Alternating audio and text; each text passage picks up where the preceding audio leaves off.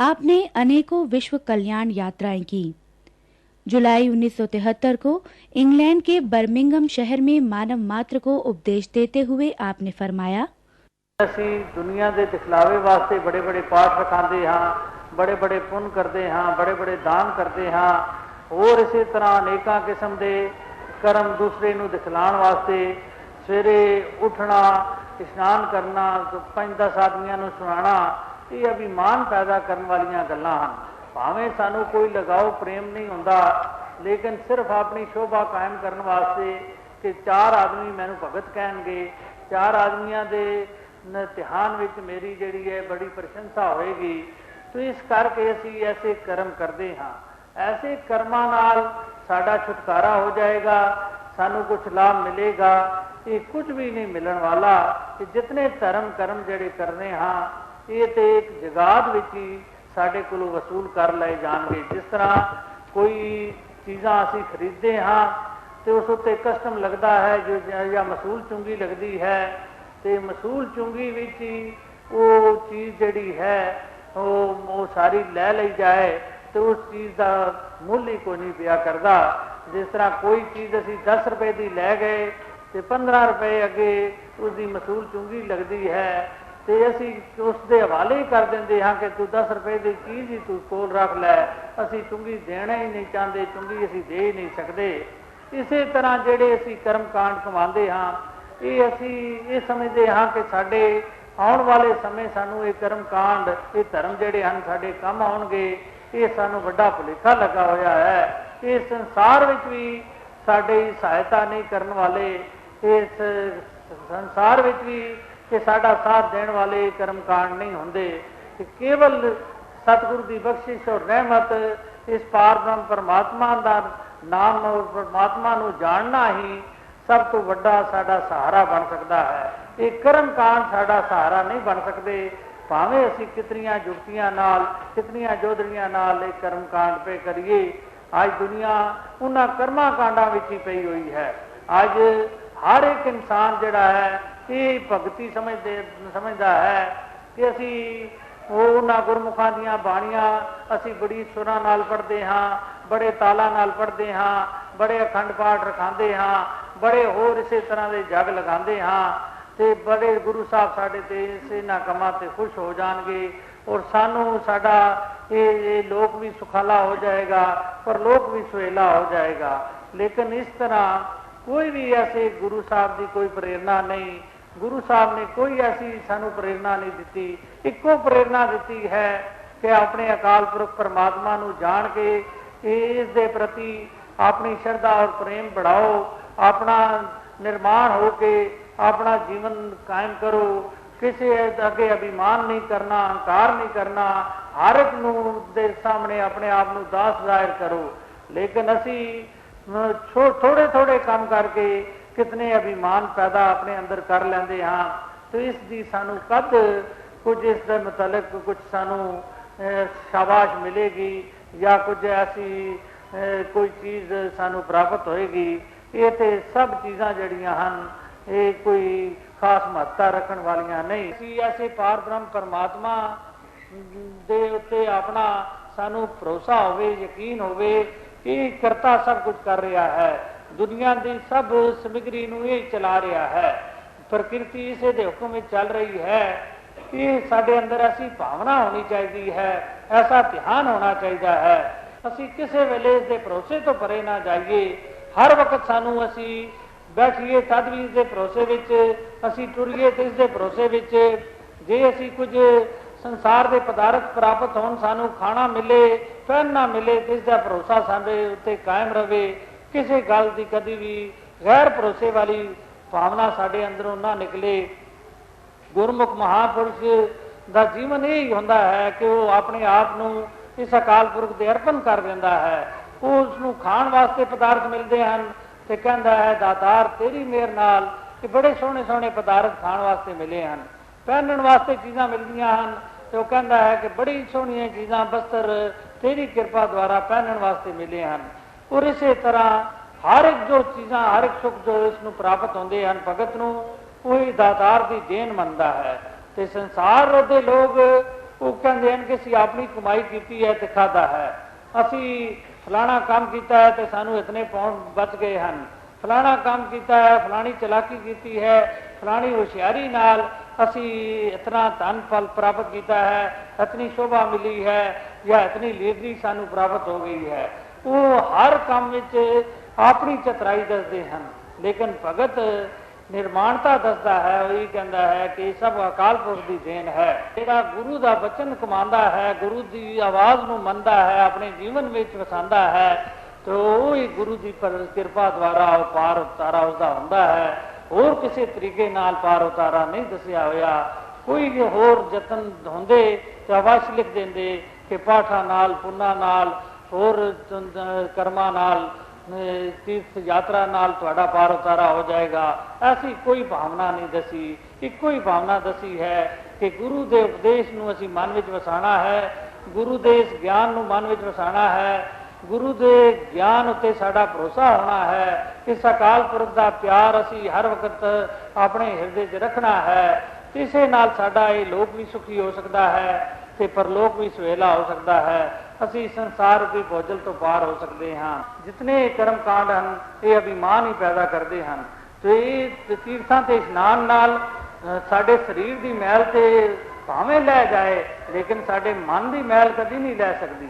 ਮਨ ਦੀ ਮੈਲ ਕੇਵਲ ਕਿਸੇ ਪਰਮਾਤਮਾ, ਕਿਸੇ ਨਿਰਾਕਾਰ ਪਰਮਾਤਮਾ ਨਾਲ ਹੀ ਇਹ ਮਨ ਦੀ ਮੈਲ ਲੈ ਸਕਦੀ ਹੈ, क्योंकि ये आत्मा भी निराकार है, आकार तो रहत है, शेपलैस है, तो ये परमात्मा भी शेपलैस है। इसका भी रूप जड़ा है निराकार है। ये निराकार ही जिस वेले इस आत्मा नूं प्राप्त होता है तो इस आत्मा की मैल लिया करती है, और आकार नाल इस आत्मा की मैल नहीं लै सकती। ये तीर्थां ते इशनानां नाल असीं समझिए कि असीं बड़े पाठी, बड़े संसार तो पार हो जावांगे, साडा बड़ा पार उतारा हो जाएगा, बड़े भगत हो जावांगे, बड़े होर संसार विच साडा असीं बड़े धर्मात्मा बन जावांगे, ते ऐसी गल नामुमकिन है। तीर्थां ते जाण नाल ते होर अभिमान दीआं पंडां असीं चुक लवांगे, उस नाल सानूं कोई फायदा नहीं हो सकदा। तो जिस तरह आम ही असीं देखीदा है कि किस तरह सानूं कर्मां कांडां दा अभिमान हुंदा है, ਉਹ ਇੱਕ ਮਿਸਾਲ ਆਪ ਨੂੰ ਦਿੰਦਾ ਹਾਂ ਕਿ ਇੱਕ ਇਨਸਾਨ ਕੋਈ 2 ਮਣ ਲੋਹਾ ਚੁੱਕਿਆ ਹੋਵੇ, ਉਸਦੀ ਵੀ ਗਰਦਨ ਟੁੱਟ ਰਹੀ ਹੁੰਦੀ ਹੈ, ਉਸ ਨੂੰ ਤੇ ਕੋਈ ਪ੍ਰੇਰਦਾ ਹੈ, ਕੋਈ ਕਹਿੰਦਾ ਹੈ ਕਿ ਤੂੰ ਇਹ ਲੋਹੇ ਦੀ ਪੰਡ ਜਿਹੜੀ ਹੈ ਇਹ ਸੁੱਟ ਦੇ, ਤੇਰਾ ਨਹੀਂ ਤੇ ਸਿਰ ਗਰਦਨ ਟੁੱਟ ਜਾਏਗੀ। ਉਹ ਤੇ ਉਸ ਗੱਲ ਨੂੰ ਮੰਨ ਕੇ, ਉਸਦੀ ਨਸੀਹਤ ਨੂੰ ਮੰਨ ਕੇ ਉਸੇ ਵੇਲੇ ਉੱਪਰਾਂ ਸੁੱਟ ਦਿੰਦਾ ਹੈ, क्योंकि वो समझता है कि ये मामूली कीमत रखने वाली चीज़ है कि मैं इसनूं सुट दियां, नहीं तो मेरी जान नूं खतरा है। लेकिन एक आदमी ने 2 मण सोना चुकिया होंदा है, उसनूं असीं कितनियां नसीहतां पे करिए, कितना कुछ पे कहिए कि तू ये जिहड़ी पंड चुकी हुई है इस नाल तेरी जान चली जाएगी, तू ये पंड छोड़ तले रख दे। वो कहेगा मेरी जान जाती है तो चली जाए, मैं ये पंड नहीं छोड़नी। वो इसे तरह अपनी सेहत नूं खत्म कर लैंदा है, अपनी जिंदगी नूं रोल लैंदा है।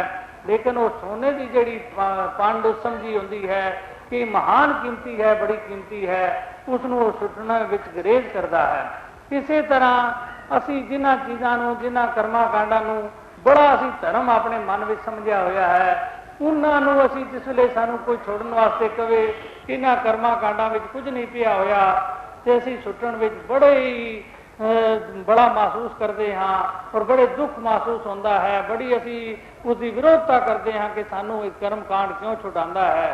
हालांकि जितने बुजुर्ग इस संसार से आए वो संसार विच कर्मा कांडां दे विरोधी रहे। सतगुरु नानक देव जी इस संसार से आए तो उन्होंने उस वक्त के कर्मां की विरोधता की। उस वक्त हरिद्वार विच अज्ञानता विच लोग आए हुए और सूरज नूं लोग पानी देंदे सन, सूरज वाल पानी वहांदे सन, लेकिन उन्होंने देखा कि बड़ी अज्ञानता है, सूरज तक साडा पानी कित्थे पहुँच सकता है, एवें ही ये मूर्खता है, अज्ञानता है।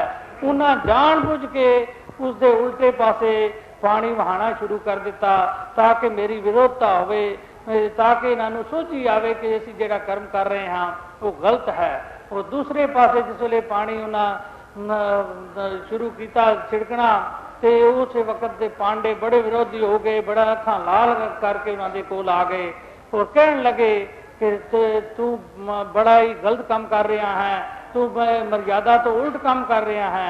उसी वक्त बाबा जी ने कहा कि मैं की उल्ट कर रहा, तुम पानी कितने दे रहे हो? उन्हें कहा सूरज तक पहुँचा रहे हैं।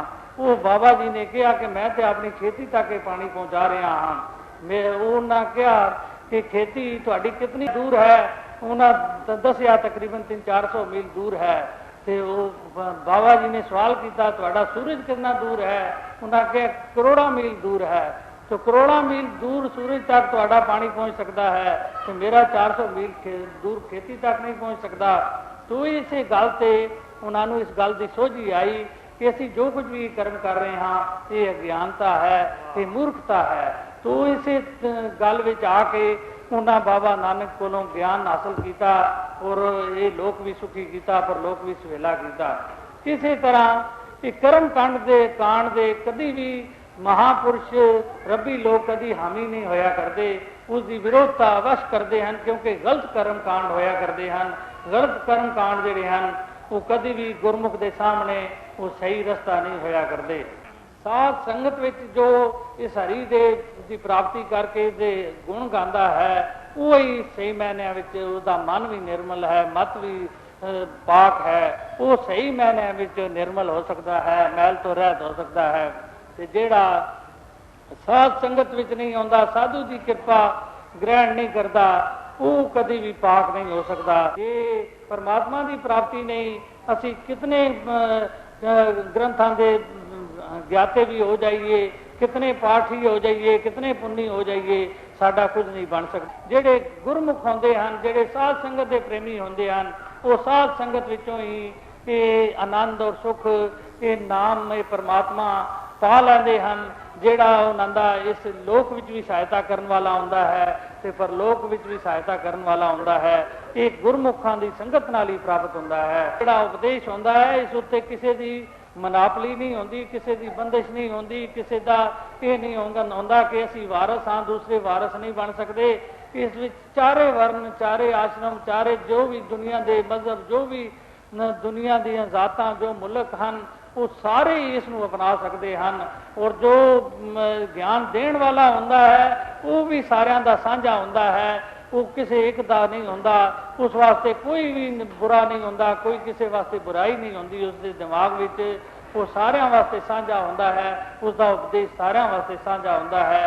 जिस तरह असी इलम भी जिहड़ा पढ़दे हां वो सारियां दा साझा सर्व साझा इलम ही हुंदा है। उसनूं गोरा भी अपना सकता है, काला भी अपना सकता है, अफ्रीकन भी अपना सकता है, चीनी भी अपना सकता है, जापानी भी अपना सकता है। इसी तरह इस पार ब्रह्म परमात्मा की इस नॉलेज नूं भी हर कोई अपना सकता है। और हाथ इसनूं जो वंडण वाला हुंदा है उसके दिमाग में कभी वितकरा नहीं हुंदा, कभी भी उसके अंदर ऐसा ध्यान नहीं हुंदा कि फलाना जिहड़ा है वो उसने वाल रखे हुए हैं कि नहीं, फलाने ने पगड़ी बंधा है या नहीं, या फलाना जिहड़ा है वो तिलक रखे लगाया है या नहीं, फलाना जिहड़ा है वो अफ्रीका का है या फलाना होर किसी मुल्क का है। वो कभी भी उसके अंदर ऐसा ध्यान नहीं हुंदा, ना उसके खाण ते, ना पीण ते, ना पहनण ते वो कभी ध्यान देता है।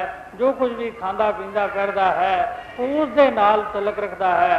वो तो अपना ज्ञान देण दा उन्हां दा काम हुंदा है, वो ज्ञान नवश देंदे हन, चाहे कोई भी उन्होंने शरण में आ जाए।